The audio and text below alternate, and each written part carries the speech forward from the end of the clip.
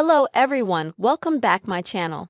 James Franco is grateful for being cancelled after sexual misconduct allegations. It's been years since James Franco's career took a drastic turn due to the sexual misconduct allegations made against him in 2018. But now, the 46-year-old actor is looking back at the trials and tribulations with gratitude and a whole new perspective on life. In a new interview with Variety, Franco, who stars in the upcoming Italian film Hey Joe, opened up about the self-work he's done since he was accused of coercing his film students into performing explicit sex scenes on camera and explained why his outlook on work, life, and everything in between has shifted for the better. "I'm so grateful to be working," said Franco, who portrays an alcoholic American World War II veteran in the new movie.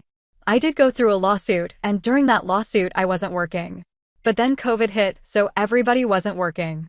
So, I don't know, it was all... we were all kind of in it. So it was sort of like, I don't know what I am. But I did certainly use the time to, hope, good purpose," he continued. "And whatever had been going on with me before, I had to change my whole way of life. So I am proud of the kind of work I did during that time. And yeah, I wasn't working in movies, but I certainly was doing a lot of work to change who I was."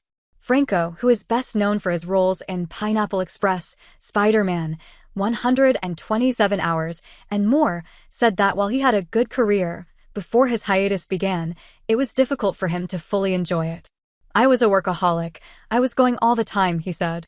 "And even when there were good moments, like a movie that people liked or, I don't know, being nominated for an award or whatever it might be, whatever good moments along the way that I wish I could have appreciated, I just didn't because I had this weird thing where it was just like, I always need more. So now, after having the pause and, I think, changing priorities, I guess what I seek to fulfill me in life is different," he added. "Ultimately, I think I'm kind of grateful because it did afford me a chance to just do whatever private work and really change what I need to change. So now that I am working, I can just be there for the project. It's not about me trying to fill some hole with work, it's just about, wow, I have a really great life.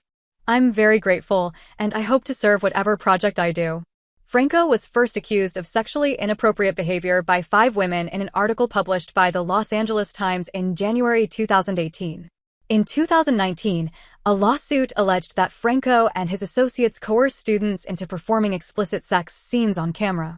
Sarah Tyther Kaplan and Tony Gall filed a class action complaint in Los Angeles County Superior Court, alleging that Franco and his partners engaged in widespread inappropriate and sexually charged behavior towards female students by sexualizing their power as a teacher and an employer by dangling the opportunity for roles in their projects.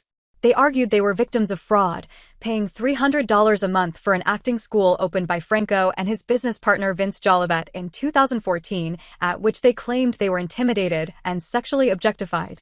In June 2021, Franco settled the lawsuit and signed off on paying $2,235,000. Since then, the actor said he's dedicated his time and energy to moving forward and becoming the best version of himself. "There's a great book I like called The Second Mountain, and basically, it talks about how the first mountain is all our dreams when we're young and we're trying to achieve that," he explained. "Some people stay on the first mountain for their whole lives. But some people are thrown off, and you can either try and get back on that first mountain, or you could go to the second mountain. And the second mountain is a more kind of spiritually oriented life, a life that is more kind of service-oriented, thinking about the bigger picture, thinking about others," Franco continued. "And from everything I've read, from all kinds of thinkers and writers and whatever, it seems like that's the more fulfilling life.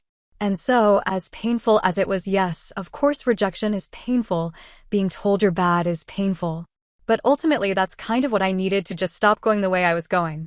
And so now I just made it a huge priority in my life to just stay engaged, give back," he added. "It's a large part of what I've been doing, frankly, and it's given me a lot of relief." Franco also discussed former friend and collaborator Seth Rogen, who publicly stated in 2021 that he had no plans to work with Franco. He also said at the time, "I despise abuse and harassment, and I would never cover or conceal the actions of someone doing it, or knowingly put someone in a situation where they were around someone like that." When Franco was asked whether he's communicated with Rogen, he said, "No, I haven't talked."